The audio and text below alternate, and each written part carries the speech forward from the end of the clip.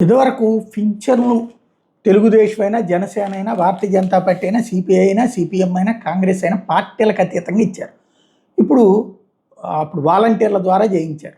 సరే, వాలంటీర్ల వ్యవస్థ తీసేసి రాజకీయ వ్యవస్థ నడిస్తే ఎట్లుంటుందో సాక్ష్యం ఇప్పుడు చాలా చోట్ల పింఛన్లు వేరే పార్టీ వాళ్ళు అయితే తీసేస్తున్నారు. దీని మీద చివరికి న్యాయస్థానానికి వెళ్ళి సాధించుకోవాల్సిన పరిస్థితి వచ్చింది. ఏలూరు జిల్లా దెందులూరు మండలం సోమవారపాడు గ్రామంలో వేమూరి బసవపున్నయ్య, వేమూరి సత్యనారాయణ, వేమూరి ఉదయభాస్కర్కి పెన్షన్లు ఇవ్వాలని హైకోర్టు ఆదేశాలు జారీ చేసింది.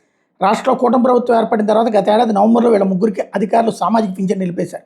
దీని మీద బాధితులు హైకోర్టులో వ్యాజ్యం వేశారు.